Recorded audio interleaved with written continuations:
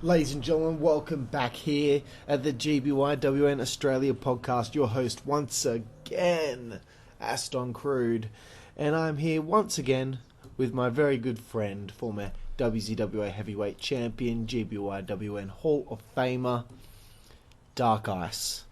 You know, I spent a lot of time last night trying to think of the best way, just a really creative way, to introduce myself into part 2 of this podcast.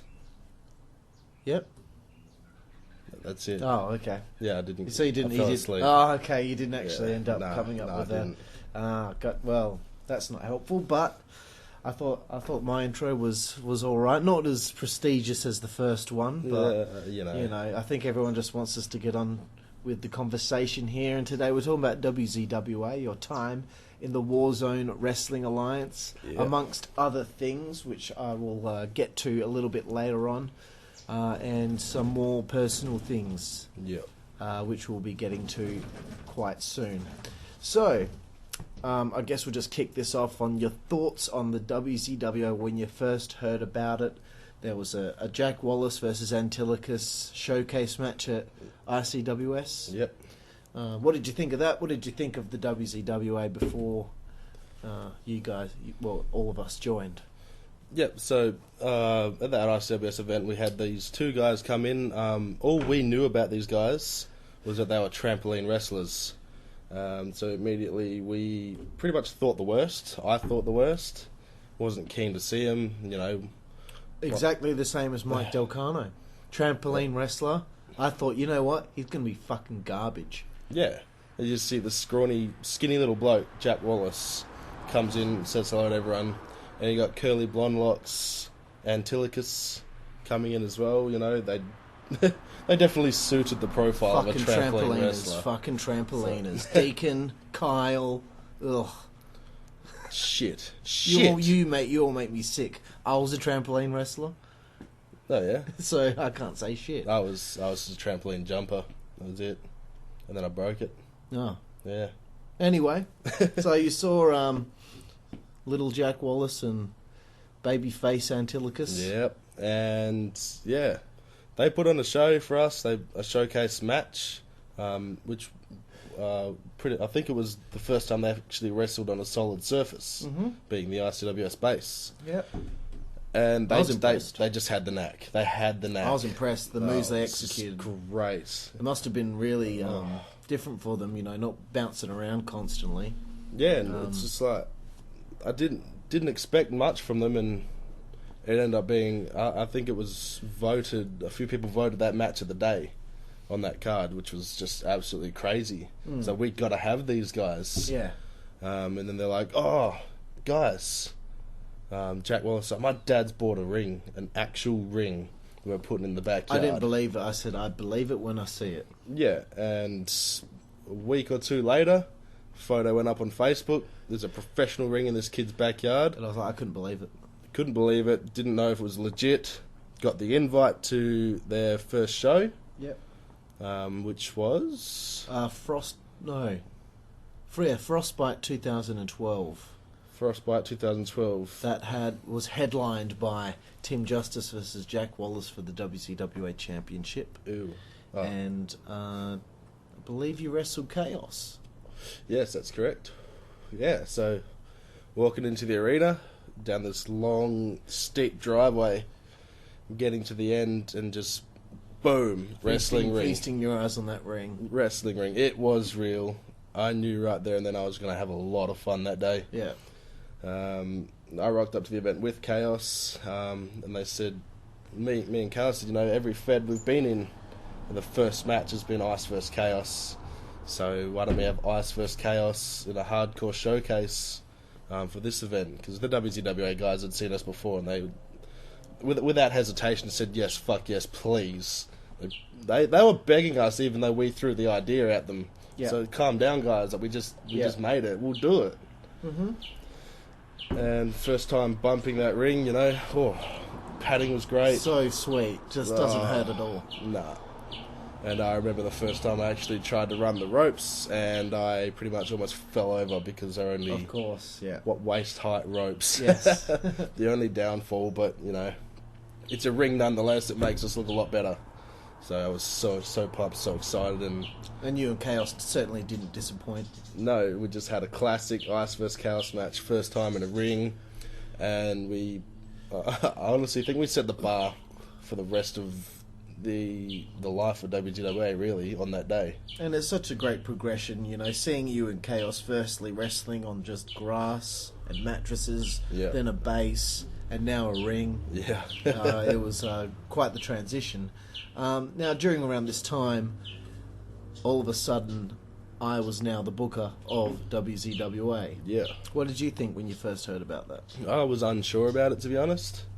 I wasn't really, even though we'd known each other through ICWS, but I did not have any knowledge then that you actually had input for booking the majority of the booking for XCW. I thought you were just a great wrestler. I thought you just had talent, and that's where it stopped. But yeah, you've surprised everyone. You've wowed everyone. You've drawn the fans in as well on YouTube, and yeah, first thought went out the window after a few events. So I had absolute confidence from there. Well, I will say that the very first angle I booked was the first thing I wrote was the situation with you and Ryan wrestling. Yep. I wrote the whole thing where, you know, I offered Ryan a contract even though he lost a contract match at the previous show. Yep. But he had to face you, and he had to face Mykonos at the next show. Yeah. So you guys had the match. After the match, Mykonos choked out Ryan. It was quite nice little layering of two things going on there. Yep. So I was quite proud of that, and that was a good little match between you and Ryan. Yeah, me and Ryan had a great match, you know. We actually had never encountered in ICWS, so actually being able to wrestle Ryan, who I'd become fond of at this time, was great. Our different styles clashed perfectly, I think. Big guy versus little guy. And, you know, I was told before the match, just to be me. There were rules implied into the match. Yeah. So just... I believe the whole idea with your character was Dark Ice doesn't adhere to rules. Yeah, he doesn't play by the rules. That's just not who Dark Ice is. So Yeah. the entire match I was just being dirty, and the referee Luke Cohn just got to me, you know, in my face about it, like, stop it, I'll disqualify you. I just said, what ended up getting you disqualified? I grabbed the most hardcore weapon I could find under the ring, and I smacked Ryan right over the back with that license plate. What a shit thing to get DQ'd over. Not a chair, not a table, a license plate. But yeah, cool little match. And from there, the following show was Road to Ruin 2012. Oh no, that was Road to Ruin. Sorry, I've realised. I just forgot. I pulled double duty. You pulled double that day. duty. It wasn't the next show. It was the same show. I took on Chris. Took on Rex Regan. Yeah, Rex Regan later that show because he'd come out issuing a contest, in his words. To anyone who isn't a complete pussy. I said, I'm not a complete pussy, so I walked out there and shat his fucking dash. That was a real test for a young, loud-mouthed Rex Regan at the time.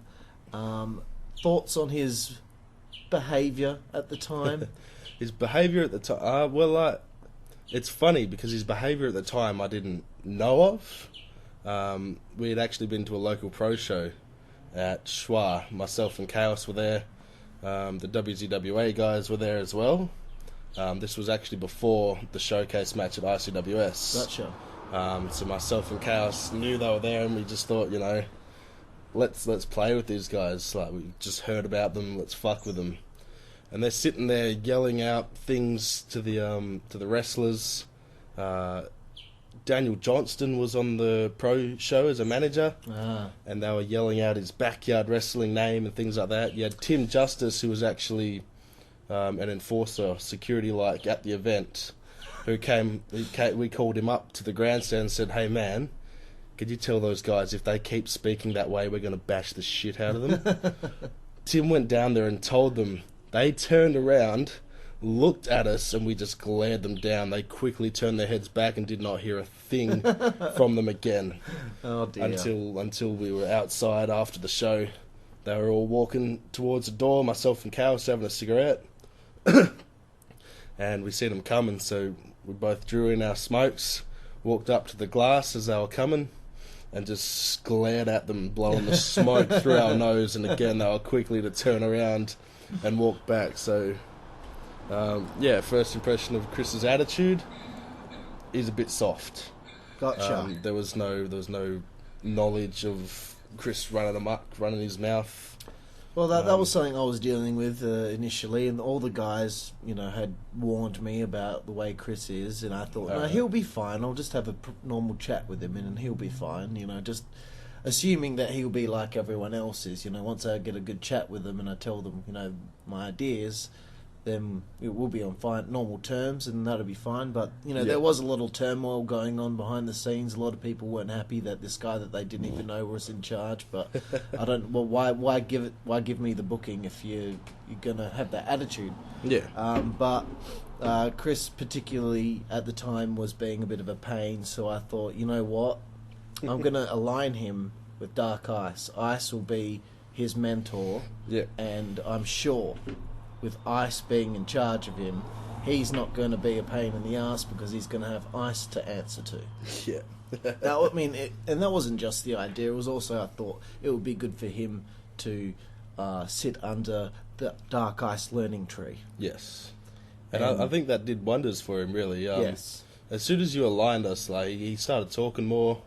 We actually were hanging out as well. A lot of the boys were hanging out with him, and were you giving him a lot of advice? Yeah, I was giving him advice here and there, and play a character this way, play a character that way, and he listened to me.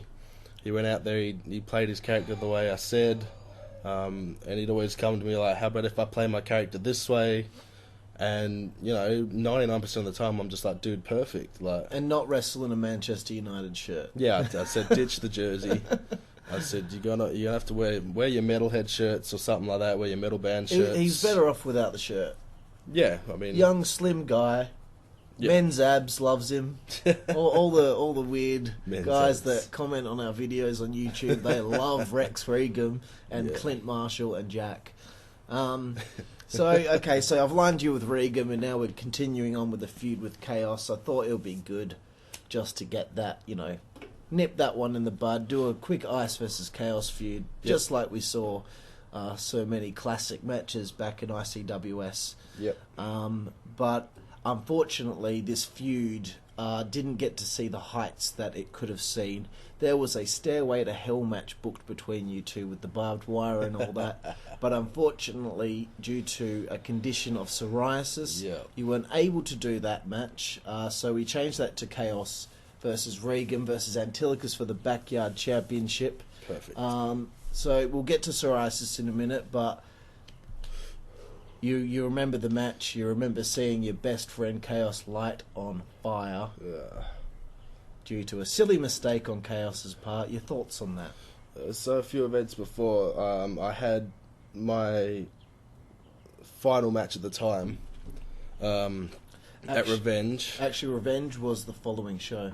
Was it? Yeah, you took that one off, and then you said, "I'm doing one more." Sorry. So I'm watching this match. I've come out with Regum as the manager, obviously. Standing by ringside, watching the match go, and I'm trying my hardest to stay in character and not mark out for everything these guys were doing in the ring. Yeah, it was such a good match. It was just so intense. And then, prior to the match, Chaos was like, "Oh, bro, I've got methylated spirits. There's a table fire spot." And I told him, I said, "Mate, you're my brother, and I'm telling you this because I love you, that methylated spirits is not the right thing to use to light a table on fire and go through it." And he's like, "Oh, it'll be fine, man, it'll be fine." And no matter what I did to try and turn him away from that and just use my lighter fluid I had with my Zippo, which would have been perfect. Oh. And he's just like, no, I've got this. So I was, all right, bro, I'm trusting you at the moment then, if you know what you're doing. He didn't know what he was doing. Poured excess amount. Oh, he just covered the table. Excess amount of fluid to start with on that table. I was nervous straight out. I thought the table would have turned to ash before they even got that double suplex off. I was like, Jesus Christ. When it lit up, I was just like, my eyes had widened. Yeah, the flames are already 2 foot tall, and I was just, I'm standing back. I don't know how Jacob didn't get his hair all singed and fucking burnt. But yeah, as soon as Chaos went through that table, I was like, holy shit, and then he rolled off, and I noticed he was still on fire. He was still on fire. He was still on fire, and I just said, fuck this, I'm breaking kayfabe, because Chaos started to roll under the ring on fire. Yeah. I just said, no, I'm breaking kayfabe, I'm saving his ass. So I fucking chased after him under the ring, threw my hands straight into the fire, and just completely ripped the shirt off his back and threw it on the ground. Oh, man, I didn't even know you did that. Through all the chaos, no pun intended. So I went from breaking kayfabe to going back to kayfabe in the click of a finger. So I ran in there, I ripped the shirt off his back and threw it on the ground.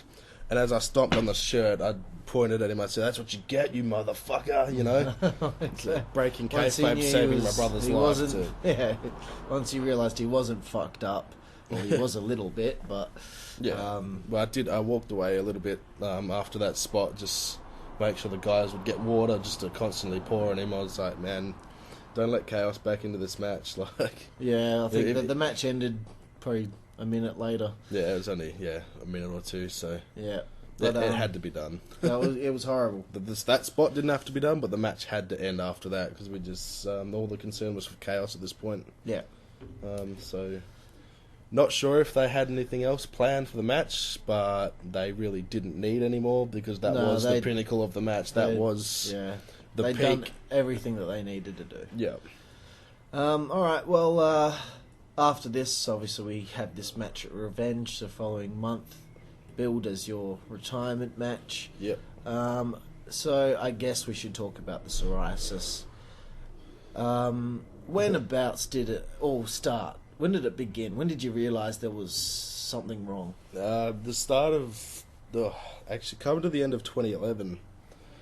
I started getting a bit more dandruff. What I thought was dandruff in my hair, and no matter how many times I'd wash it.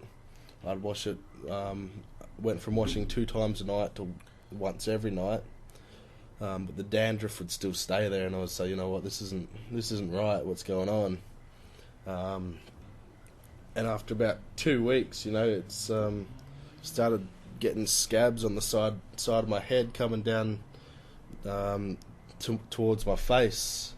I said, "The fuck's this?" I went to my old boy. I was like, "Dad, I don't know what this is. Do you know what this is? I got scabs on my face." He's like, "Oh, fuck, don't know." So we went to just booked into a general practitioner to have a look, and he goes, "Yeah, it looks like psoriasis." And I was like, "Oh, what's that?" I didn't know what it was. So he printed out some forms on what psoriasis is and things like that. Turns out it's a skin condition caused through stress and many other issues, which is a condition that every human being in the world has, but at the same time, every single human being has a different what's it called? I know what you mean, like a system in place in their body that brings it out. Like everyone's got a different. I don't know how to say it. I don't know how to say it. Damn it, there's a word there, but yeah, everyone in the world pretty much can get psoriasis, and once it's out, unfortunately, it's for life. So yeah, progressively as it get into 2012 and the year goes on, it starts forming on my body, my legs, my arms, and then my whole face pretty much was covered in skin scabs. Yeah. It's not contagious, but it's just basically the skin just the grow rate or whatever it's called of the skin actually multiplies by 3. Yeah. So it's just skin growing on skin. Gotcha.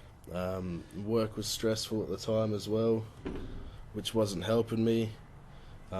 Contact with concrete and lime as well in my job was also bringing it out. Yep.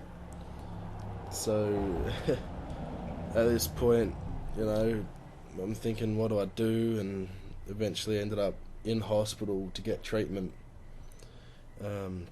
As I sat in the hospital bed, I was wrapped up for 23 hours a day with some sort of cream.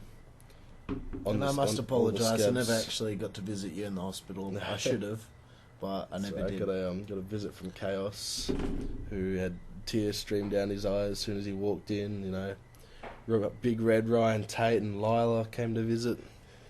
I believe Ryan got you a bear. Got me a teddy bear. So good. But yeah, as I was in hospital, you know,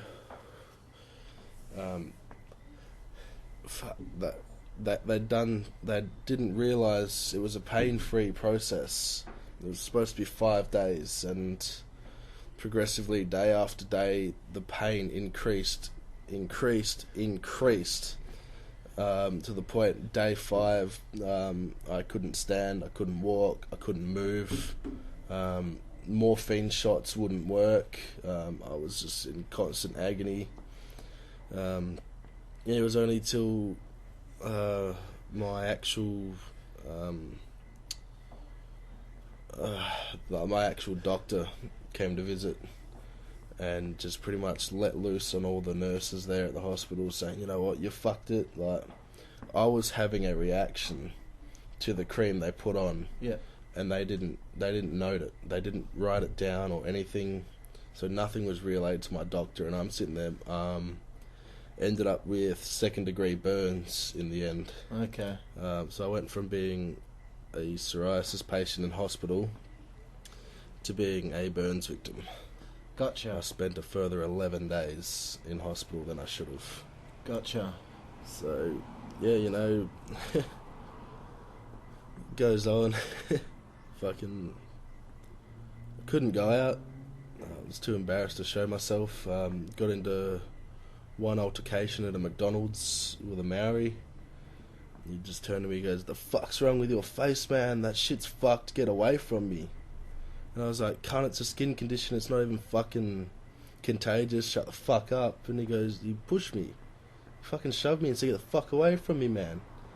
So I just I dropped him in the middle of McDonald's.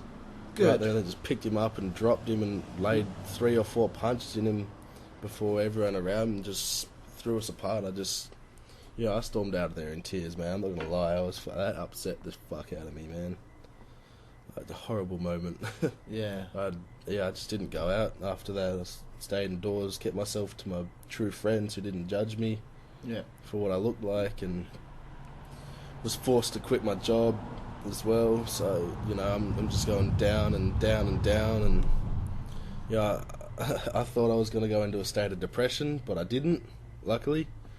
Within 2 weeks, my current boss, my uncle, actually came to me and said, "Hey, do you want to work for me? I got some casual work you can do around the yard." Yeah.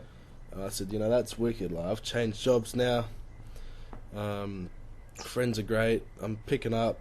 And I threw out every piece of fucking medicine and ointments that I was given for treatment. Yeah. Ditched the lot, and within 3 months, you know, I'm down to 90% clear. In April of 2013, I'm almost ridded of this psoriasis. So I was happy I could go out again, I could do this, I could do that. And, you know, like now, 2 years on, still the same job, still 90% clear of the psoriasis, so things are going well now. Yeah. It was very rough. It was a very rough time. What did you have to change? Did you have to change your diet? What did you have to change? They wanted me to change my diet, and I did at one point. Less calcium, less fatty foods and stuff like that. But, you know, I believe that was just purely not for the psoriasis, but the fact is to keep my, I guess, fat levels down, to get me into a better physical condition, which can also help with psoriasis, being in better physical condition and healthy, you know, will automatically nourish the skin, so it won't progress. So I think that's what that was, and Did it for a little while and then just said, "Get fucked. I need my choc milk." Yeah, I know you're a fan of your chocolate milk and your iced coffee.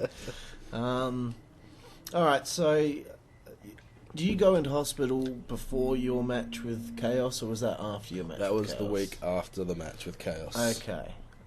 So, all right. So now we know about the whole kit and caboodle, really, of the condition and your recovery. Yeah. But let's trace back a little bit. What's your mindset going into this match of Chaos? Are you thinking this is definitely my last ever match? Yeah,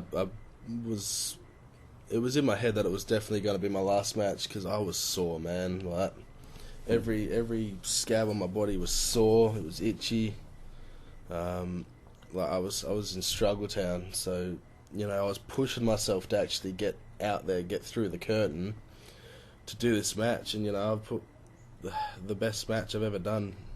It was a phenomenal opinion. match, dude. It was so good. Yeah, probably one of my favourite matches against Chaos. My favourite matches in backyard wrestling. Revenge 2012 against Kilowatt Chaos, Yeah. First time in the ring that I'd actually landed a moonsault. Yeah. First time I'd ever done one off the top rope. Yeah. Could not have positioned the moonsault any more perfect onto Chaos. It was stomach on stomach contact. Yeah. On this on the road sign. Yes. I always said, when my last match comes around, I want my last match to be against Chaos. And that's exactly what happened. It worked perfectly with the storyline. Yep. And, against Chaos's wishes, I laid down for him. He wanted me to go over. But I said, it's your time, brother. Like, you can continue. So I'm going to lay down give for him you. the rub. Yeah. To elevate him. Yeah, and gives you something to brag about in kayfabe as well. Something you've got over Dark Ice, that you beat him in his last match, when everything was on the line.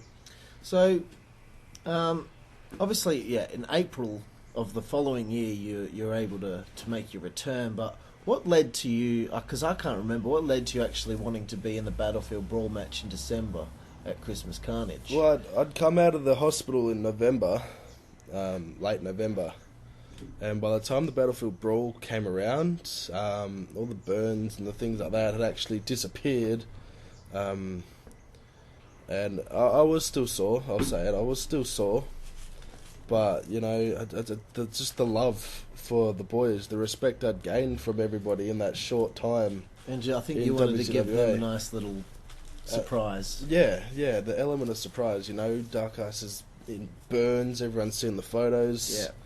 Yeah. Not expecting anything, so I played the crowd member the entire day. Yeah. And literally moments before when the countdown had happened, I got up out my chair and ran backstage. Yeah.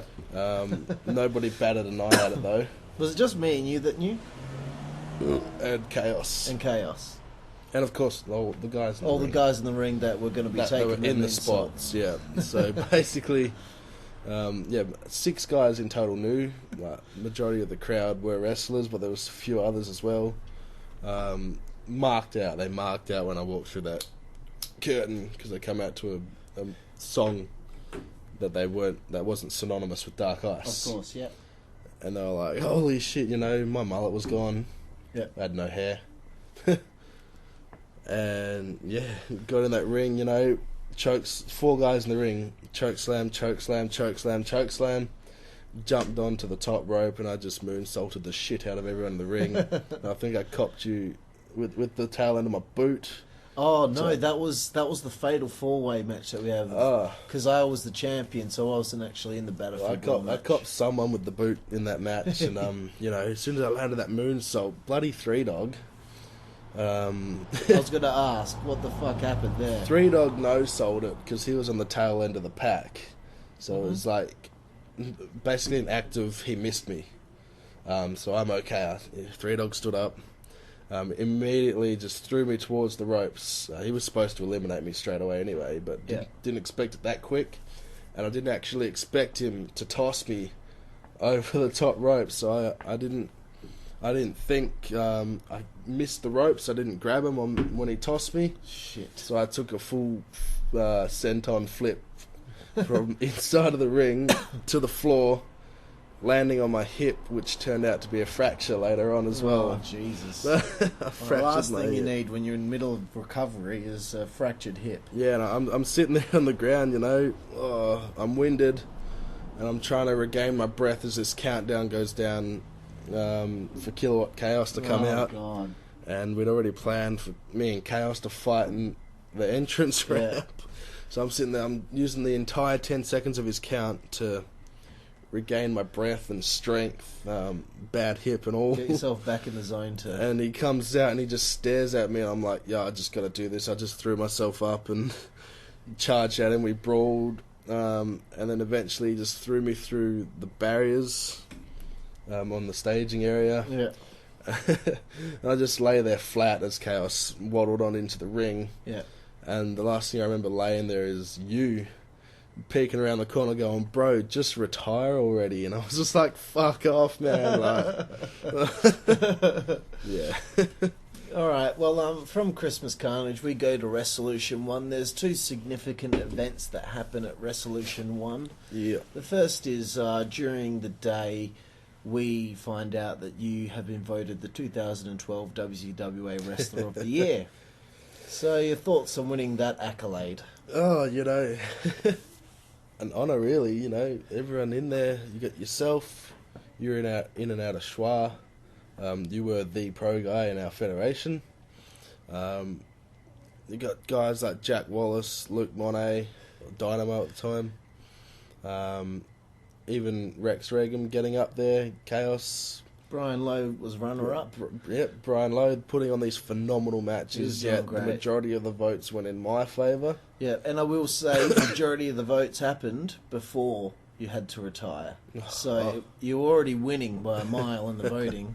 I was worried people might have thought, maybe he only won it because of maybe a sympathy vote, but you actually were already miles ahead in the voting.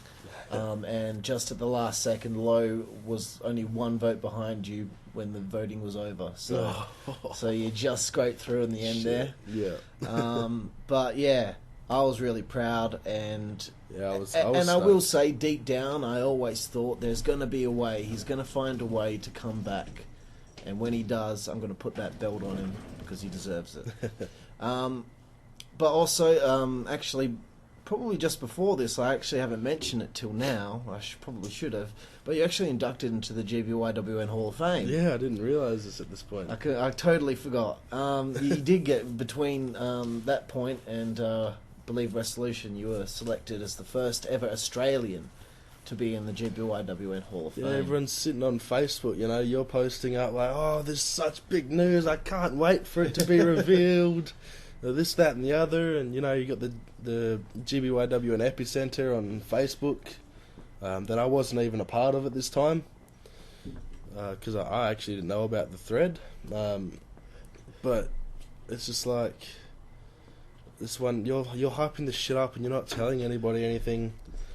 And then I log into Facebook one morning and Alex Stone's put on the WZWA thread, oh my fucking god, guys, look at this, with a link to a video.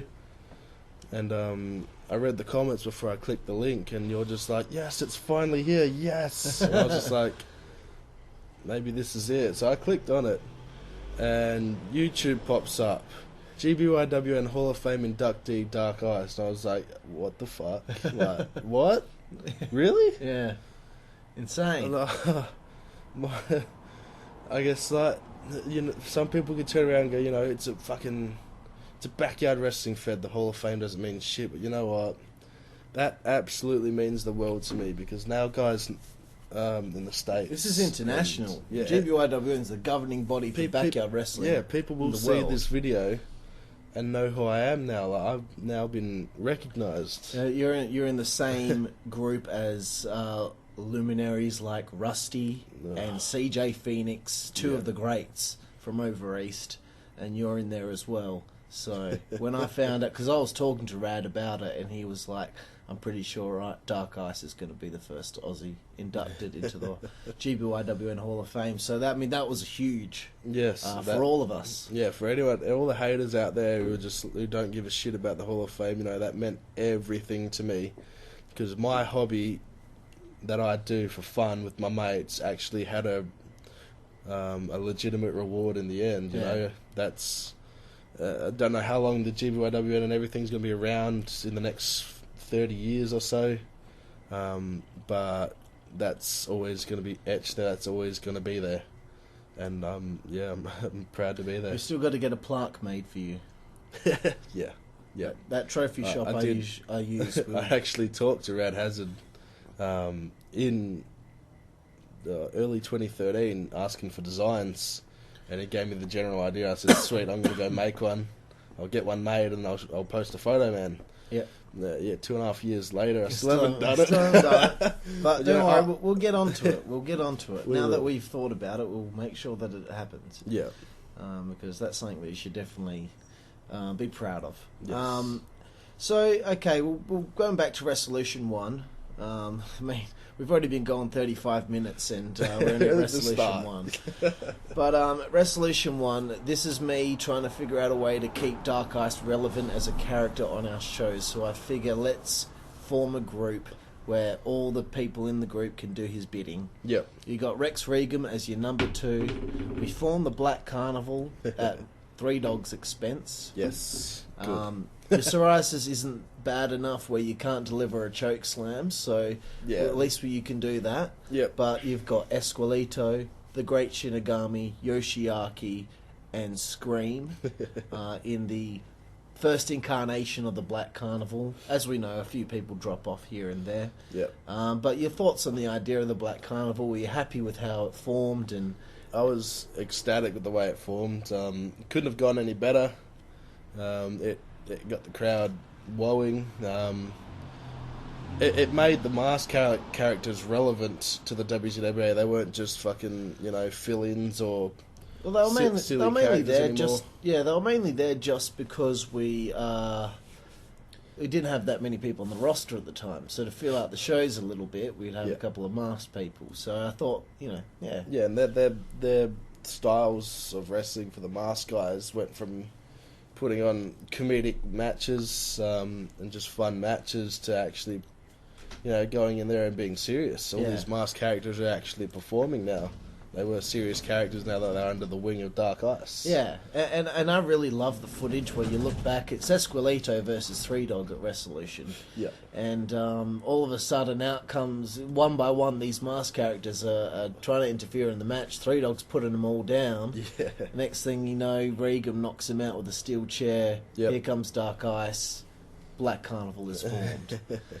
Amazing. Yeah, I was really happy with it, and I think it got off to a great start. So around this time, we move a little bit forward now. Throughout the first few months of 2013, we're in the middle of this feud with Three Dog and Mykonos against the Black Carnival, which eventually leads to your return to the ring. Yes. So what led to this? What made you think, all right, you know what, I'm ready, I can do this? Oh, basically, as I said before in the whole psoriasis bit, after I've thrown everything out and I got my new job, the psoriasis just cleared. It was just clearing up week by week. I'd noticed more spots in my body was just clear, and I started getting back on the treadmill and the weights, and there was just no pain anywhere on my body. My hip resolved itself. Actually, getting back on the choc milks. Calcium helped it resolve itself, so no further work was needed there. And I just posted in the thread and come up to you and said, man, I think I'm ready to come back. Hey, I can't believe it, but I'm telling you right now, I think I'm ready to come back, dude. Amazing. Okay, well, your return match was against Mykonos. Do you remember it? Well, go into some thoughts about that. As you're doing that, I'm going to grab another beer from the fridge. It's first match back, and I was unsure of how I'd perform at this time, but you know, I was confident. I'd done it before. I'll do it again. I'd faced Mykonos previously in ICWS. On, I think it was 3 encounters or something like that. So me and Mykonos knew how to work a match together. And you'd had several encounters in ICWS. Yeah, well, that's what I just said. Oh, okay. You fucking dumbass. But yeah, you go get a beer and you just don't pay I just assume that you haven't at all. said anything. Yeah, because you're a fuckhead. Continue, sorry. No. You continue. End of interview. No. Yeah, why didn't you grab me a drink when you were in there? Oh, I didn't realise. Yeah, that's right. You All right, fucking keep didn't. going, Just man. like you didn't realise I said about Mykonos. You're on a roll, aren't you, mate? You're on a roll. You. Anyway, fuck you.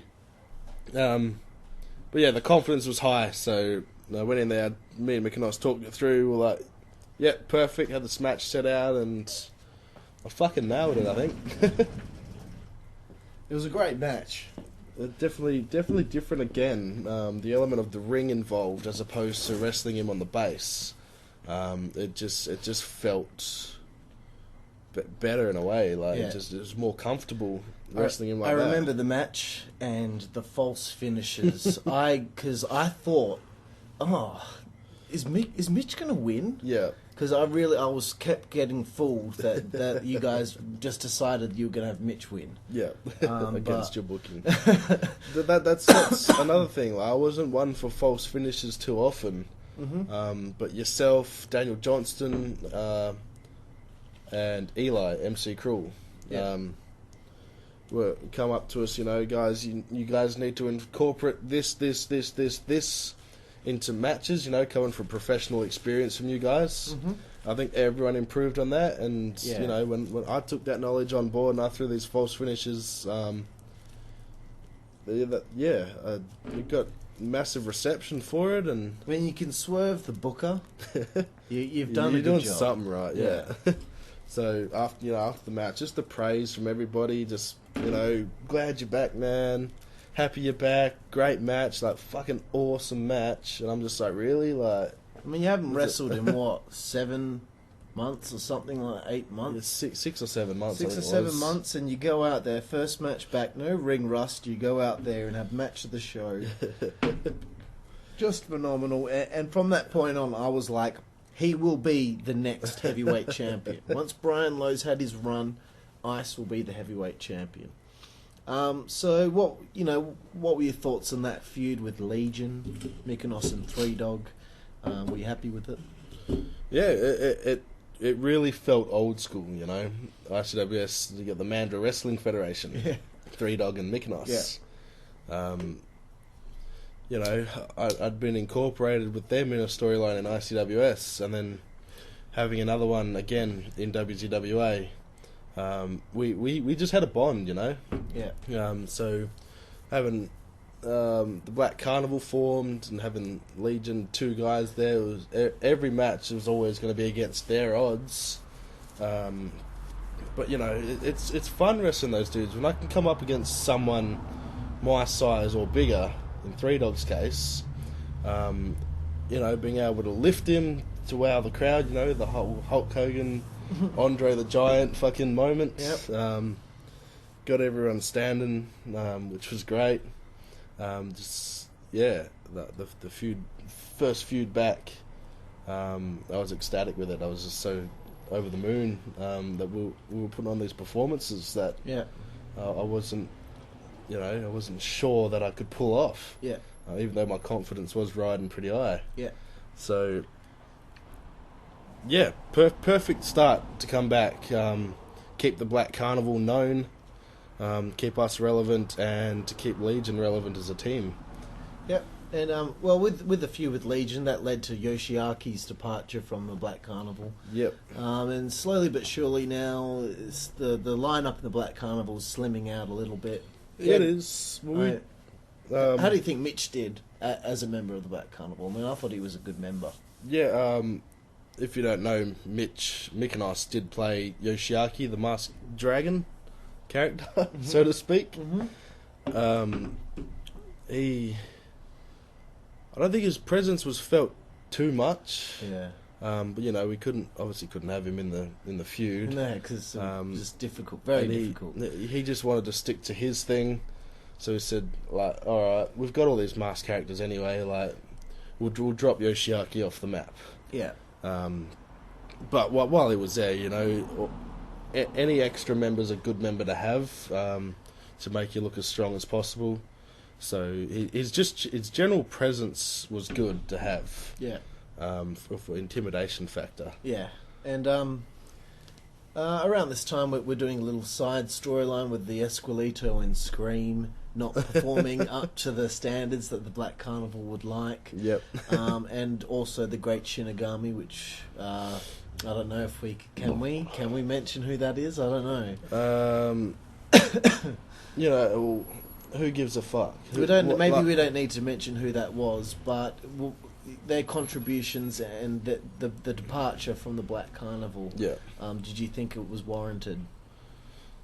Like yes and no. Like, I can see where X guys were coming from, to not have Y wrestle for us. Yeah. But you know, like, he was.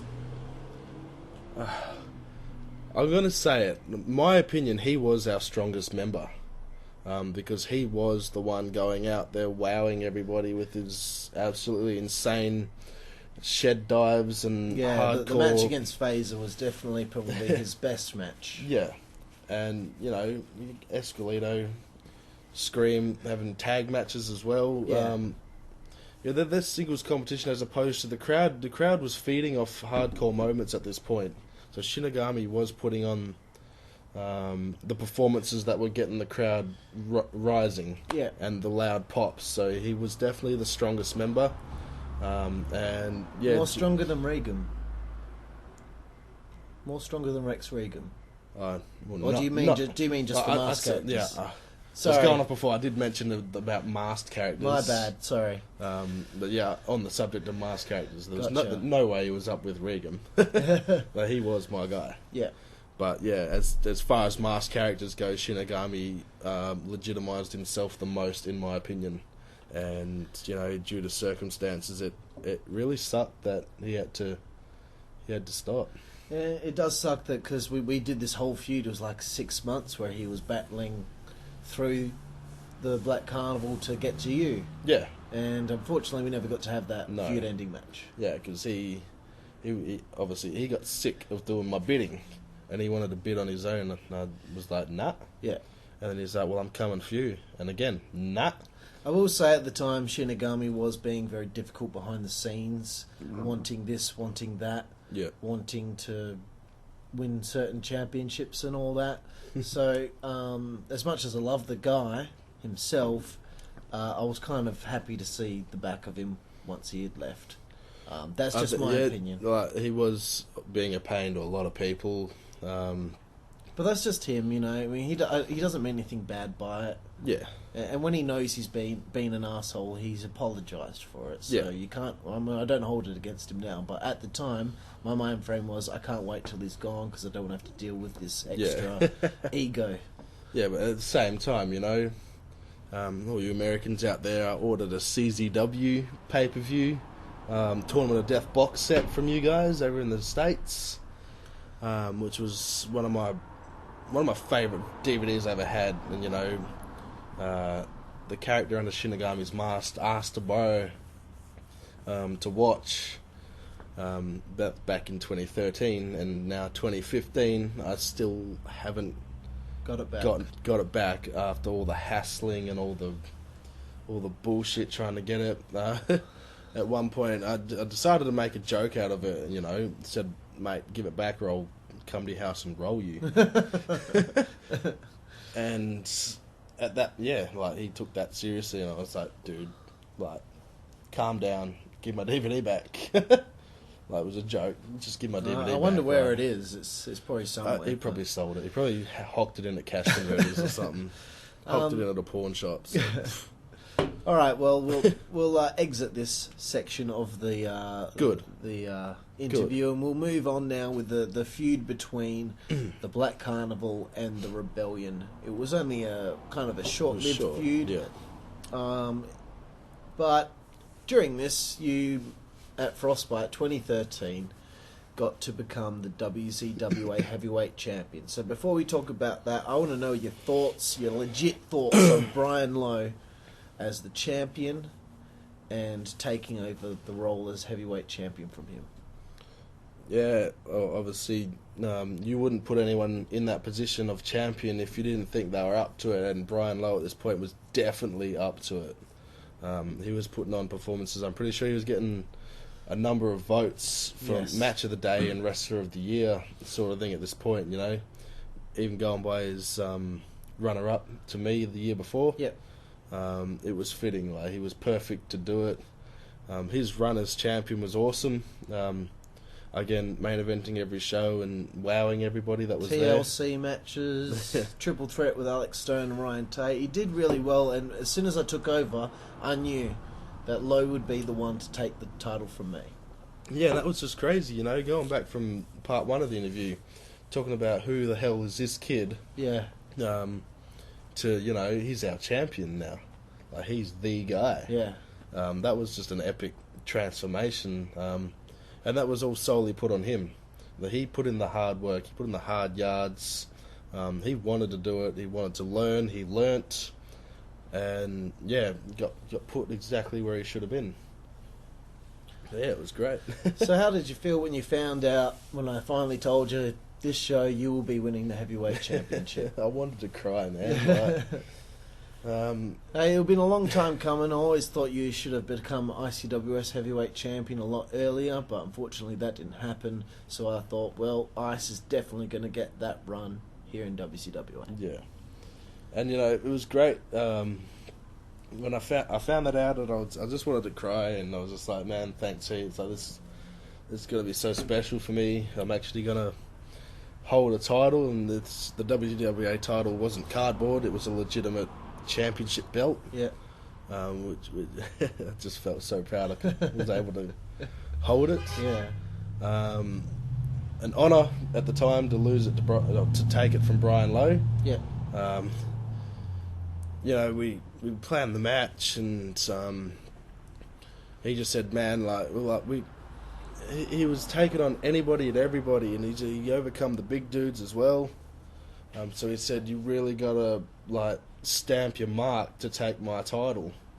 And I said, yeah, that's right. I have to do something drastic to keep him laid out and take his belt. So at the end of the match, I chokeslammed him 5 times. Yeah. Chokeslammed him, picked him up, chokeslammed him, picked him up, and kayfabe killed him, really. Yeah. And that's been something we'd never seen before. We'd never seen Dark Ice just continually deliver choke slams. Yeah, no. That felt great to do, you know. By the 3rd choke slam, my arm became sore. So the height got lower and lower. It seems like this is a running theme with you, actually. When it's a big match situation, you do things a bit differently. Like the big match with Dan Zeppelin, Seasons Beatings, where you did the thing where you got locked in the trunk of the car and all that. That's something different we'd never seen before. Yeah. You know, this match, you know, something different. You know, you and Mykonos did all the false finishes. Maybe you hadn't done it as much. Yeah. But then you did it there because it was your return. Yeah. So this is a running theme. You kind of, you know, when it's a big match situation, you got to pull something different out of your hat. Yeah. I'd never intended that to happen, but now that you've mentioned it, that just seems so cool. Maybe I'll keep that as a running theme. It must just be something that's naturally within you as a performer. You must know, you know, without even thinking about it, just subconsciously, you must think, it's a big match situation, I've got to do something that I've never done before. Yeah, it was my first time in the main event spot as well. Yes. So I needed to prove myself if I was going to win this belt. Yeah. Why not 5 choke slams? Yes. And the ensuing rematch. I want to say as well. Yes. With the Black Carnival, there's a perfect day for the Black Carnival because the same day my protege Rex Regan won the GBYWN I Australian Heavyweight Championship. I forgot to write this in the notes. In one fell swoop, now the Black Carnival has the two most important titles. Prestigious titles in WZWA are now in our hands. Yes. So we're, again, progressing the Black Carnival and legitimising the stable. Yeah. So how do you feel about Regan's title victory? It was great. He put on a solid match and, I didn't know at this time that that's how it was booked. I didn't actually know that Rex Regan was going to win that title as well. Okay. The fact that we won it on the same day, it was perfect. Yeah. And I was just like, holy shit, like standing in the ring with the Black Carnival after my title match. 2 titles amongst us, there was only 2 other titles to go after, and that was the tag belts. Yes. Couple of the masked characters, and they tried. We tried, but in the end, they're masked characters. So yeah, they as you mentioned before, there was a running feud, them trying to prove themselves to Dark Ice as well, failing time and time again. Yes, but still had Rex Regan there, and that was pretty much what it was going to come down to. Like Rex Regan did exactly what the Black Carnival wanted. What Dark Ice wanted, in kayfabe, obviously. Yes. Yeah. Well, I think at this stage, it's the chemistry with you and Rex as a team is actually, really. Not surprised everyone. Like I knew something, great was going to come of it, and you guys really solidified yourselves as a team. Yeah. And how would you compare your teaming with Regan as in comparison to you and Chaos? Obviously, very different performers. Very different. Obviously, with myself and Chaos, the brotherly bond was really there. Yeah. So we'd always work really well as a team. But in the end, with Rex Regan, I'm pretty sure we only ever had one legitimate tag team match. Yeah, against the franchise. Against the franchise. Awesome match though, but like. As far as a team or stable goes for me and Regan, his character had drastically changed from, underconfident boy coming out, calling people a faggot, like using basic words, basic promos, to this character who could just stand in the middle of the ring with no fear, not give a fuck, and just run amok and just get spite from everybody, which was perfect. Like, his character progression worked well, and us two similar characters pretty much at this point. So it felt legitimate. Yep, it really did.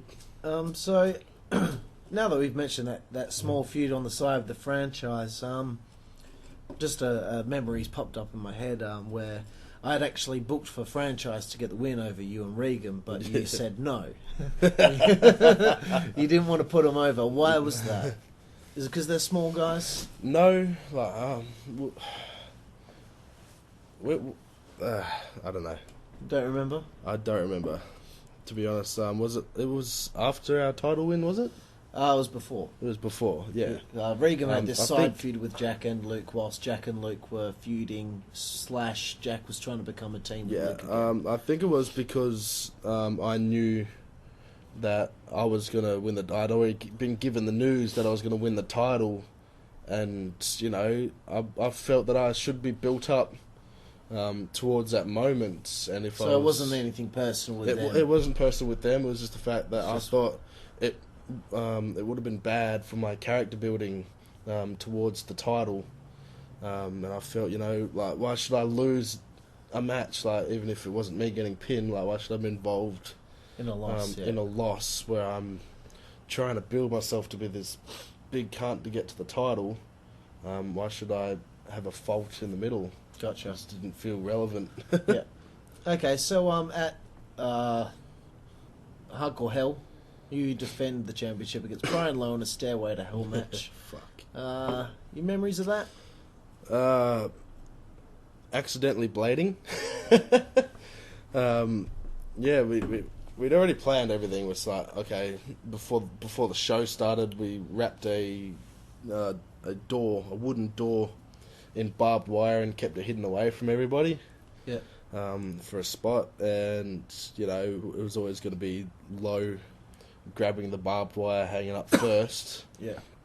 You know, come to that point, grabbed the barbed wire, he wrapped it around his stomach, his front flipped off the ladder and sent onto me on the floor, which was brutal. And I can't even remember it. yeah, his front flipped off onto me while the barbed wire was wrapped around him, and took it off, and he's grabbed me by the head, and he's put me down into the barbed wire, you know, pretending to rake my head across the barbed wire. And just at one point I'd actually put my hands around the wire, and just that sudden little grab that I did actually pulled the barbed wire close enough to my forehead that it cut me open. Okay. So to everyone's amazement, I got up off the canvas, stared at the crowd in anger, and they just see this blood just oozing from my head.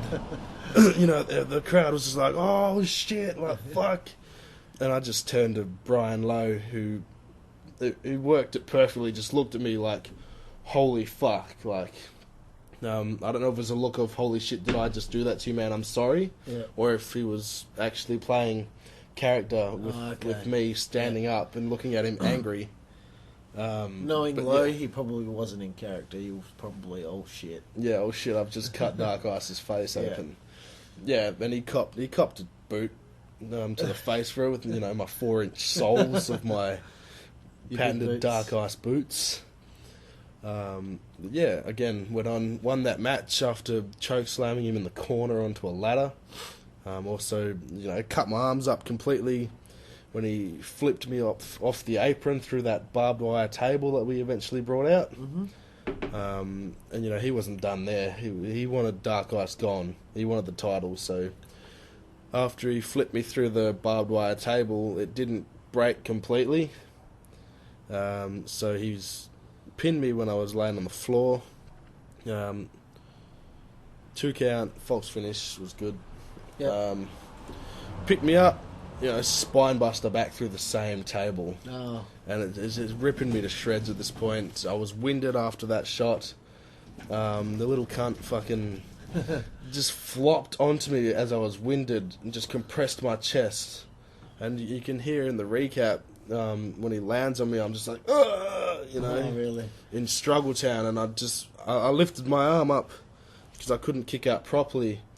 And you can hear the guys, you know, saying, get off him, get off him, get off him. Because that was me saying, get the fuck off me, you know, I was going, get the fuck off me, I'm winded, get off. Yeah. And obviously the cameraman, the other guy was like, dude, get off him. Yeah. I just needed just a few seconds to regain my composure to get back into it. But yeah, come out again on top. Successful first title defence. Yeah, well, what a first title defence, Stairway to Hell. Yeah, you know, again, solidifying my hardcore style perfectly. Yes. And I was just happy to incorporate that into my title run. So speaking of the hardcore stuff, soon after this there's a match which you end up dropping out of. I think maybe you had a bad back at the time. That's my memory. Esquelito took your place in this match known as a Battle War match with Regan and Esquelito versus the franchise versus the Rebellion, with both the Aussie and the Heavyweight Championship on the line. Yeah. Where one team had to put someone through light tubes, another team had to put someone through barbed wire, someone else had to put someone through a table, and once you'd done your objective, then you could go for a pinfall. No, that was the reason I dropped out. I don't know what excuse I gave you, but the legitimate reason that I backed out of that match was because the psoriasis was coming a little bit back. Okay. And after that match with Lowe, you know, getting cut up, I just wasn't up for it, man. I'm not going to lie, I wasn't up for the hardcore shit. I wasn't up. I've turned myself away from light tubes. I refuse to take light tubes anymore. And, you know, after feeling that barbed wire, having the psoriasis come back, I just knew I couldn't get myself into that match. And looking back, that was a mistake, booking that match. That was just way over the top. Clusterfuck. And yeah, it was a bit of a mess that one. So from there, we're heading towards Resolution 2. And I guess I'll get some thoughts from you because on this subject, I'm sure you were aware of what the plan was at the time, but I was thinking of doing not only a split of Alex Stone and Aston Crude, but Rex Regan and Dark Ice both at the same show at Christmas Carnage, where Regan would win the Battlefield Brawl match, challenge you for a shot at the Heavyweight Championship at Resolution, with the idea being you would come out afterward and celebrate his win, thinking that you're going to get the day off at Resolution. Well, as we know, during the show, Regan broke his finger on a botched moonsault. Oh. So what are your thoughts on memories of that moment? It wasn't the first time Regan fucked up a moonsault, though. He did previously moonsault off a scaffolding. Yeah, and that was just... under rotating, and the fact nobody was willing to catch him either actually was really stupid.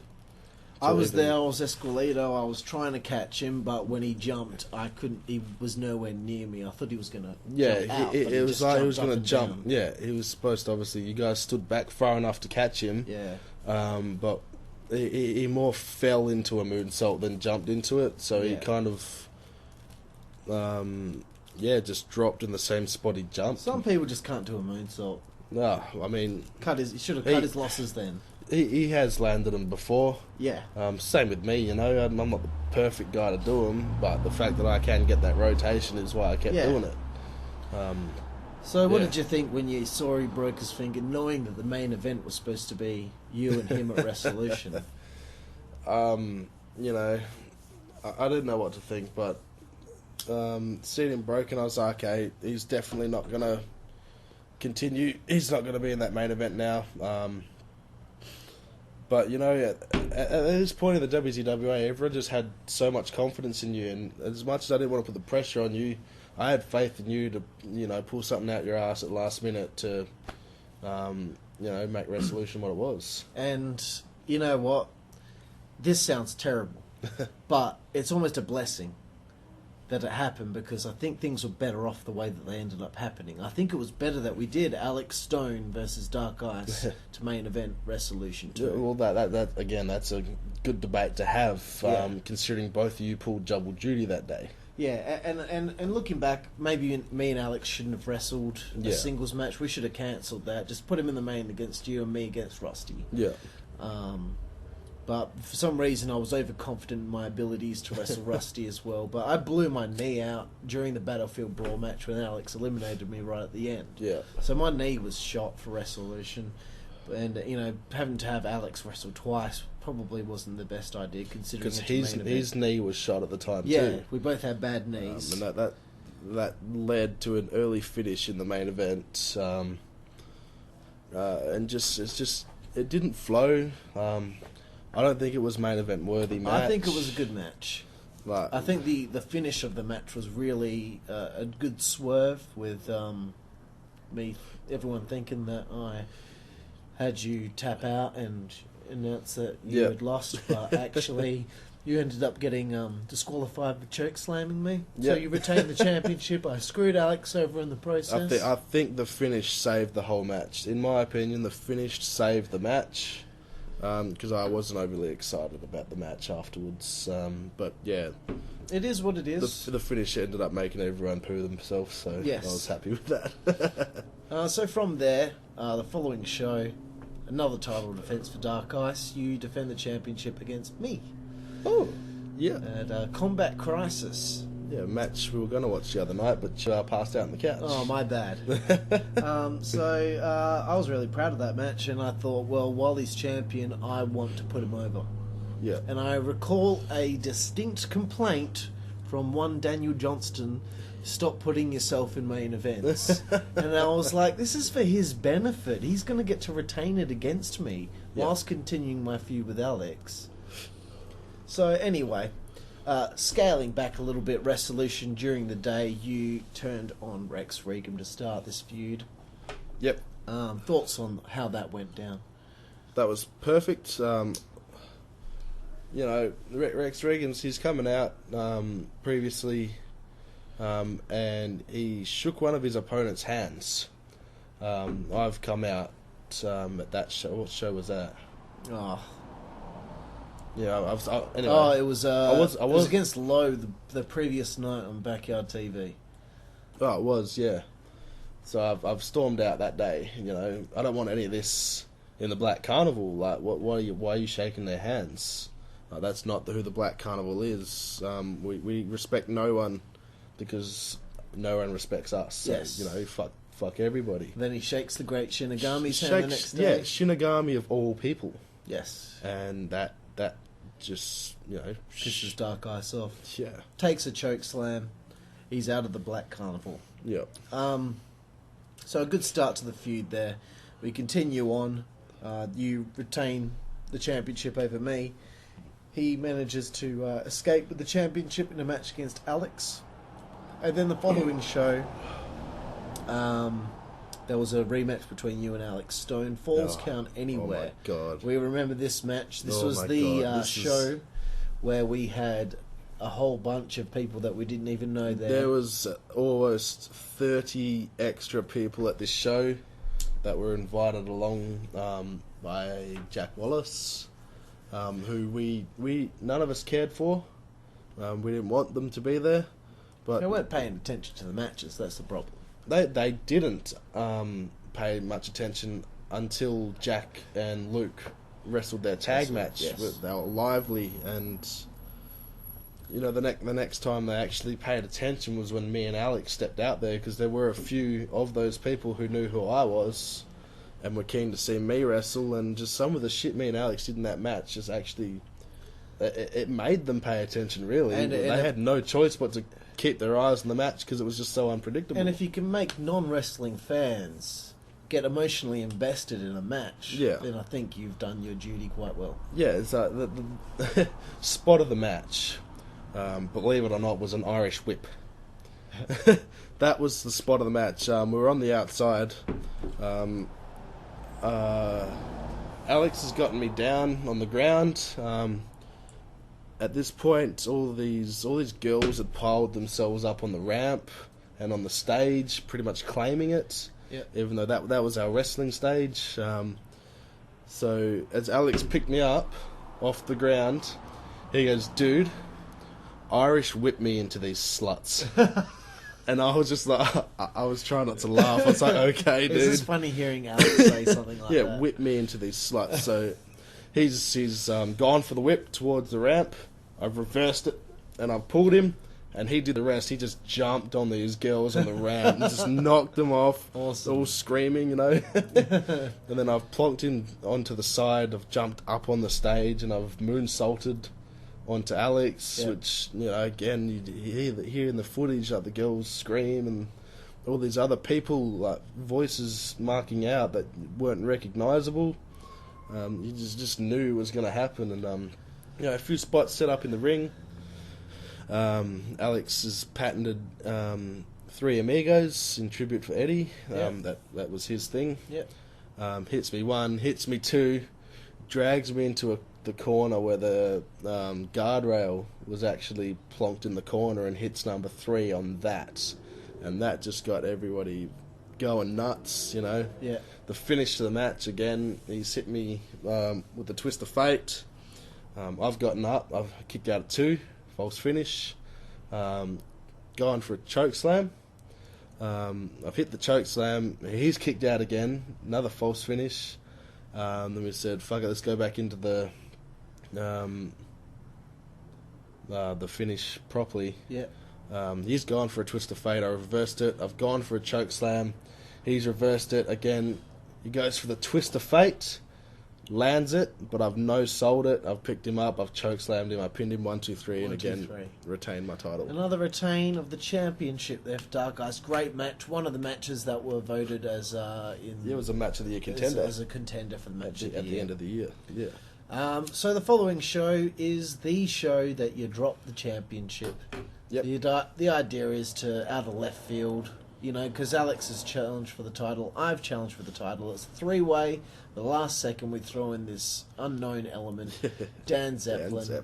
Out of nowhere, Dan Zeppelin wins the heavyweight championship. thanks to a Rex Regan interference. Yep. And also thanks, once you were gone from the equation, Blade Shaw making his debut and helping Dan Zeppelin become the heavyweight champion, which no one expected. Your thoughts on that? I mean, I thought that match was extremely good for a match that wasn't even, we didn't plan anything but the finish. Yeah. Again, earlier that show, you had myself interfering in Rex Regan's match. Yes, and which costed him his championship. Yes. It's funny how it goes from you both winning the championship on the same day to both costing each other the championships on the same day. Yeah. Both 211 days, which were great runs. But yeah, coming to the match, we planned the start, obviously. Hit the Joker driver again, because that's just you and Dan's thing. I was alright, but in the end it ended up being more of a face buster than a Joker driver, because we didn't set it up perfectly. So I've gone on to I put myself out of the match a little bit to let you guys get your spotlight and whatnot. A lot of four-person moves involved, which was awesome, which is what you want in a fatal four-way. And yeah, come the end, after 25 minutes or something, Rex Regan comes out and was supposed to just jump in the ring and attack me, but he's brought a steel chair, which I wasn't expecting. So I kind of hesitated the chair shot because I wasn't expecting it. Yes. But he's dragged me out of the ring. We brawled backstage to let the rest of yous sort the end of the match, and it'll go down as one of the classic multi-man matches in WZWA history. I think it's a very underrated match in your title reign. There were so many great matches throughout that title reign, but it came to an end. And I'm sure, deep down, you must have been happy that Dan Zeppelin was the one to take the belt. Well, there again, going back in ICWS after forming SPWS, the faction, it's good to get one of my boys back up the top. Yeah. It was either going to be Chaos or Dan. Chaos had his other storylines and things like that. It was the World Hardcore Championship. We'll get to that in a minute. So yeah, if I can to have Dan up there, I'd hung out with Dan so much more at this point. He had introduced me to who was my girlfriend at the time as well, which I think I was happy with. But anyway, solid moment. One of my favourites. Yeah, I felt, people need to be reminded that Dan Zeppelin is a big part of Western Australian backyard wrestling. Oh, for sure. To have him be heavyweight champion was pretty cool, I think. Yes. Alright, so from there, let's get into the nitty-gritty of this feud with Rex Regan. There were things going down behind the scenes where he was saying once the feud was over, he was leaving. He said he thought the feud was boring. Yeah. It wasn't going the way that he wanted it to go. He didn't like the fact that he wasn't number one babyface. Alex was the number one babyface. And he was taking a back seat to Alex. But I try to explain to him this feud with Ice is really important for the whole company this year. You know? And but it was just a little bit petty though, because he based his reasons on not liking it and taking a step back because he was one of the WZWA originals. And, you got to get it through their head. Like the ICWS originals eventually fell back into mid-card level to let the new guys step up to the plate. Yeah. And everyone still had a fat time. I think at this point was the peak of his attitude. It was Rex Regan's attitude era. But I took no notice of it. I knew it was happening. I just didn't lay any input because I couldn't be fucked. So I didn't want to deal with the bullshit. And I was just like, man, I'll just be happy to get the feud over and done with then, just so I can move on.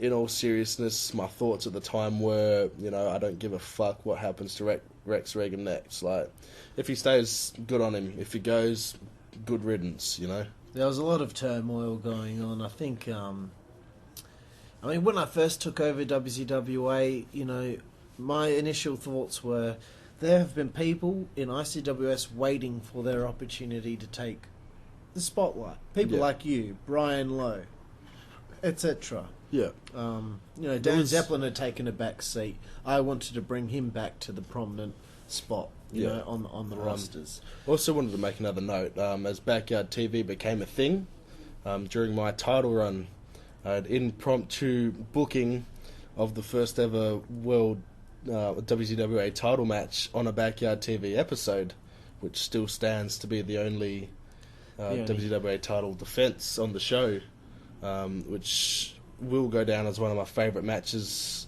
to date, even though it wasn't on the actual recap, it was on Backyard TV. We didn't have to go out there and perform, but we did go out there and perform to who was there at the time, Mike Delcano. Yes. Awesome wrestler, amazing dude, and great Jew. Like he wanted to put you over because you put him over twice. Yeah, twice back in ICWS. I think it was Winter Warfare and at another event. Anyway, like we had the first match, which was cool. I felt happy about it in ICWS, that first match. But then come our second encounter was actually for his ICWS championship. And we both said to each other, you know, we got to go out there and top what we did last time.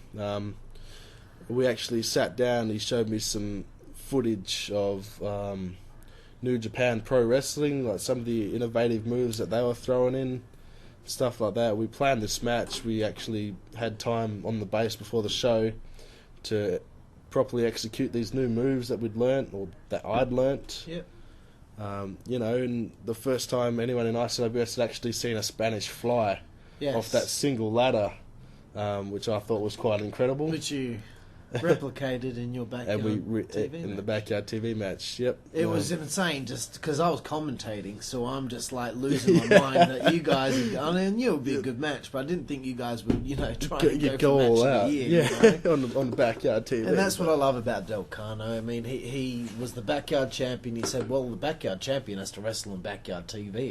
It's my show. Yeah. It's like, yeah, you know what? You make a good point, and I so much respect for Mike for just not caring, being like, I want to wrestle twice every show. I'll wrestle in every Backyard TV. Yeah, and it was Mike's idea to face me on that show, and you know, I was like, because I was trying to build him up as Backyard champ. He's like, I don't care if I lose, I just want to have a match with Ice and put him over. Yeah, and I was grateful for that, because there was absolutely, unfortunately, there was no way we were ever going to encounter anywhere.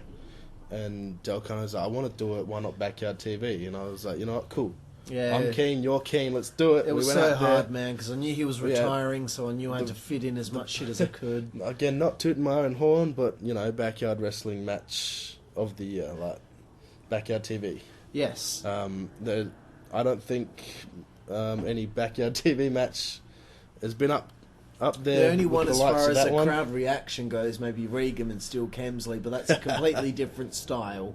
That's an entertainment-based match, whereas you and Delcano just had a great with the wrestling match. Yeah, and after that Spanish fly, everyone's still going nuts on the floor. Mike Delcano himself, as we're laying there, you know, he's looking over at me going, I'm trying not to mark out myself, dude. That was sick. I'm like, yeah, fuck yeah, bro. That was cool. Like, and you know, me and Mickey, we got a pretty good relationship. You know, we don't really hang out a lot, but you know, there's a lot of Facebook chat between us, and there's a lot of respect. A lot of respect. Fucking plenty of that, and you know, it shows.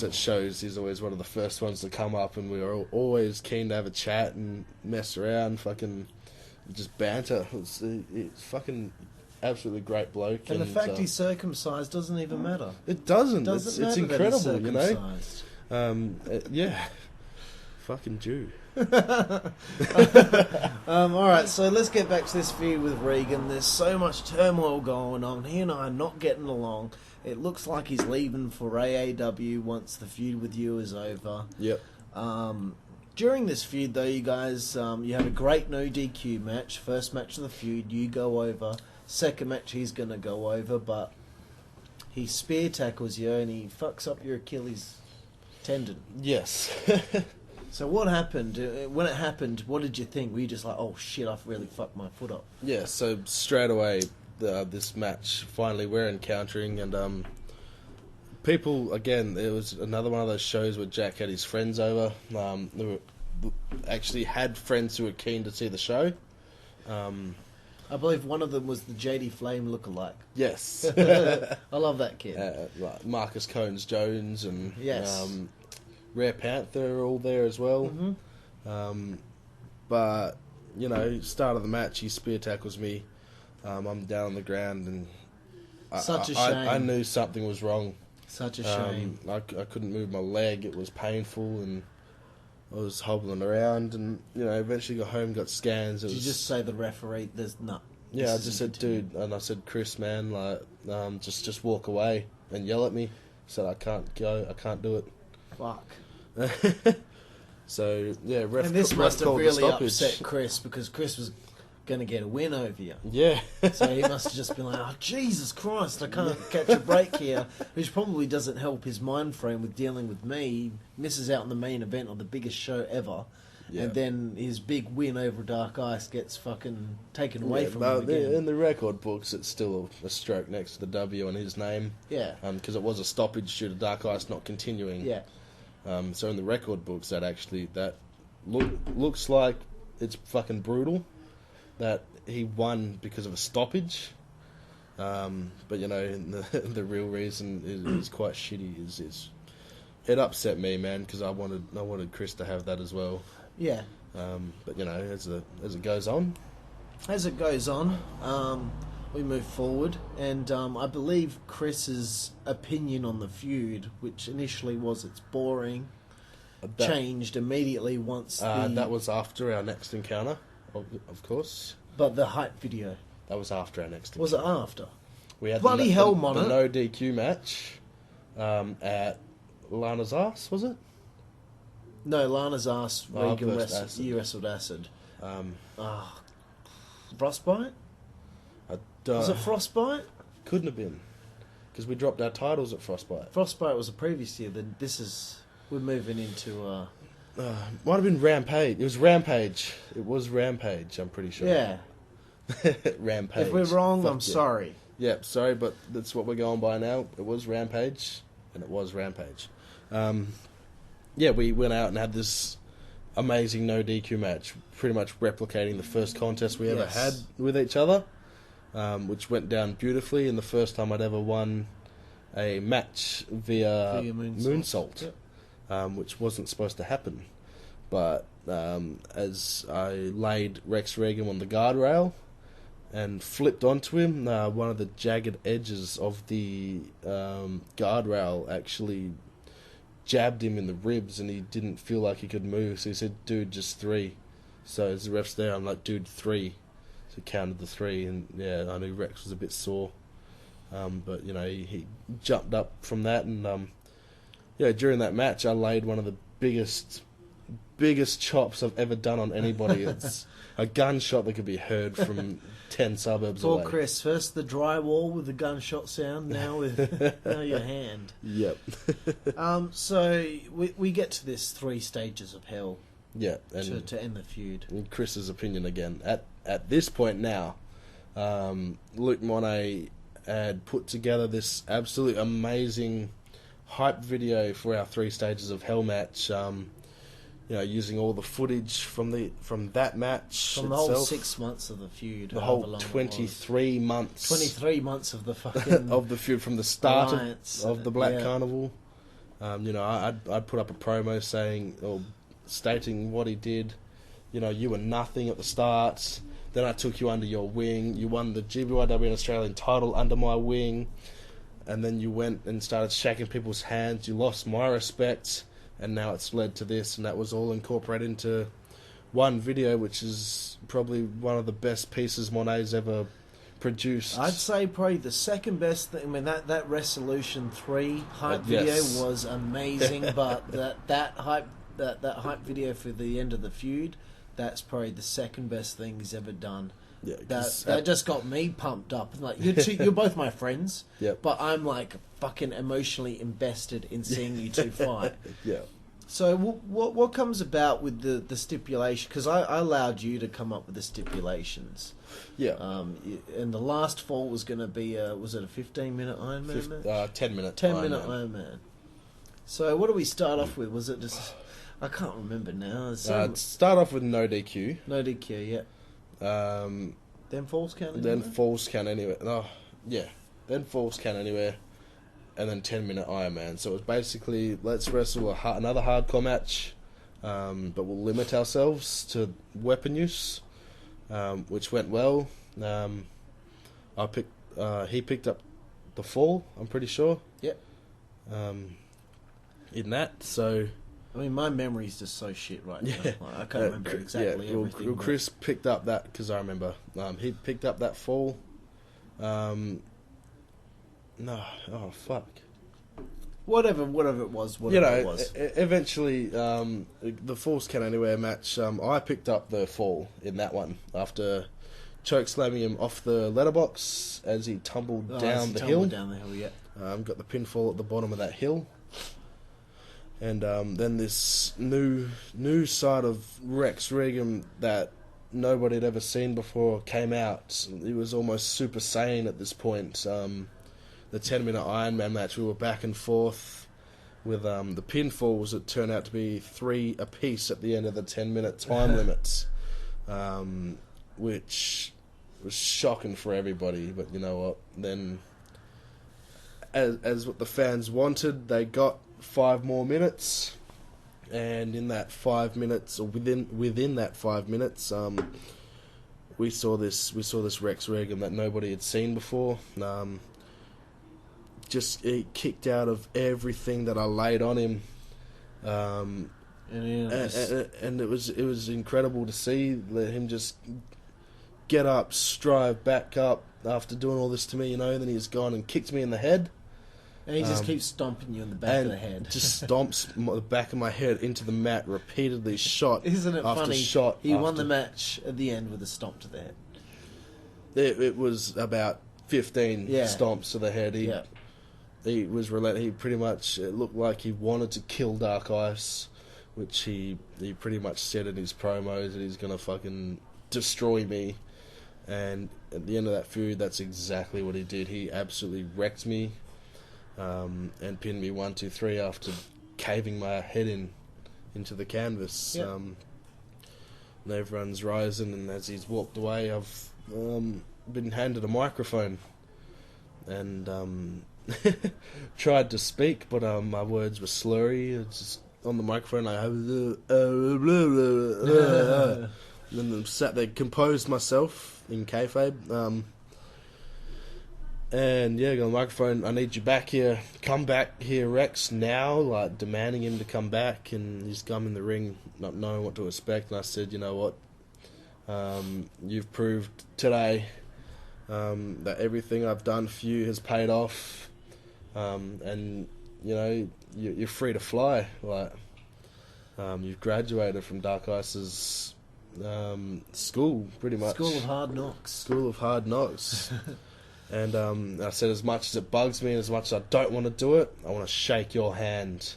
And as hesitant as he was, shook my hand in the middle of the ring in front of everybody. Got a standing ovation, and he walked off, and left me sitting in the ring wondering what was next. Well, what was next was something that we like to call Dark Ice's Fight Night. And I came up with this idea because I knew that we had a little bit of time to get to your next storyline, so I thought, let's just do matches that don't really have a full storyline behind them. Let's just give Ice the platform to go out there and talk in the microphone about why he wants to challenge this person to come out and face him. Yep. Either he's never wrestled him before, or because they were too scared to fight him before, or because you've had a previous issue that you want to resolve. Yep. So Dark Ice's Fight Night was the idea I came up with, and I pitched it to you. What did you think of the idea at first, and how do you think it went? Amazing idea. You came up with that concept, you let me know. And I thought, perfect. You wanted me to get a few wins. under my belt after taking that loss, 2 losses to Rex Regum in that feud, losing the belt and stuff. He wanted me to get my win-loss record back up there. Yeah. So I thought, thanks, man, that's cool. And the idea was just awesome. That really suits the Dark Ice character as well. Why didn't we think of this earlier? Yeah.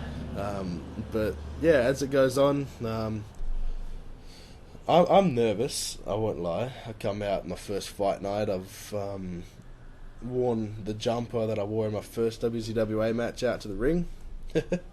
my steel cage jumper, my MMA jumper, and who did I verse? My memory. Was it Daniel Johnston? Was it? No, it was the second one. Jeez, let me think. I mean, I know there was Clint Marshall later on. That was further along. Dan Zeppelin? Yeah. Was it Dan? Maybe. Was Dan? Oh man, I that's just can't tough. remember. It's so. No, I can't remember. Yeah. Anyway, whoever it was. I think it was Zeppelin. I know Dan Zeppelin, Daniel Johnston, Kilowatt Chaos, Clint Marshall, and the last one we'll get to obviously later. Yep. Won't mention it now. Yep. Yeah, I think I can honestly say I think it was. No, it might have been Daniel Johnston. Yeah, maybe it was. Because you guys never had a one-on-one encounter Yeah, before. that's it. So my first fight night, someone I've never versed before. Yeah. One-on-one, Daniel Johnston. Yeah. Daniel Johnston, he's a guy. Again, we hang out a lot now, but something I failed to mention in part 1 was that I've actually known of Daniel Johnston since primary school, back in from 2000 to 2004. Daniel Johnston had his cerebral palsy. Obviously, in the early stages, he was on sort of Forrest Gump-like stilts. Yeah. To keep his legs straightened and working. Yeah. So I knew of him at this time, and then progressing through high school, again, he's come off the stilts and generally become the man. Yeah. And obviously meeting him in ICWS and growing this bond, we were both just so keen for this match, and we were able to do it. We just had instant chemistry, I think, because we obviously hanging out a lot. We had plenty of time to plan. Yeah. And it was a good match. Yeah, it was good. Very solid. Moonsaulted off the apron at one point, landing flat. Yeah. And instantly stood back up and gave him enziguri, which I'd never done before. Yeah. Which was cool. And just happy to face my boy. So from there, Dan Zeppelin. Yep. We popped you in there against him because he did take your championship. Yeah. He'd lost it by this point, but I just wanted to see Dan Zeppelin versus Dark Ice in it. Yeah, and I think a lot of people wanted to see that match. Generally speaking, coming up, as everyone saw the card that was booked, nobody knew who was on Dark Ice's fight night at this point. Yep. But a majority of the guys got the general idea when Dan Zeppelin wasn't booked on the card. They pretty much put the puzzle pieces together, and I was getting inboxes saying, "Man, so keen for your match against Dan." I was like, "What do you mean?" Trying to play off the "what are you talking about?" But yeah. I couldn't hide it. The match happened. Again, straight away, Joker Driver teaser. I've got him straight up on my shoulders, and he's just instantly turned around and hurricanrana me through the... It was a really good match. Yeah, through there. And again, as I said before, I've become opposed to light tubes. But Dan goes, "Man, you can hit me with them if you want." So we brought a few to the show. We had this solid wrestling match before it turned hardcore. And I've crunched him with a triple light tube to the chest. In kayfabe, that was my retribution from ICWS when he cut me open with the tubes. I finally got a light tube shot back on him, and I've tripled the damage, and worked beautifully. Again, got the pinfall. Yeah. 2-0 in fight night. Yep. Oh, we're at 2-0 in fight night. might go to a bit of a break now. We've been talking for just over an hour and a half. Yep. Might have some food. Then we'll come back and we'll talk for part 3. And we'll talk a little bit more about the ending of Dark Ice's fight night. Yep. There's a little Still Kemsley cameo in there. And, of course, we get to some of the bigger issues with NC Viper. And, of course, what has led to you right now to having a fractured ankle. Yes. We'll talk about that, and then we'll talk about the future of Dark Ice, and also we'll do a little bit of a Q&A with some of the questions that have been sent in by various people over Facebook. Oh, sweet. So that was part 2. We'll get back with you for part 3 here with my interview with Dark Ice. Thank you very much for listening, and we'll get back to you very soon. Yeah.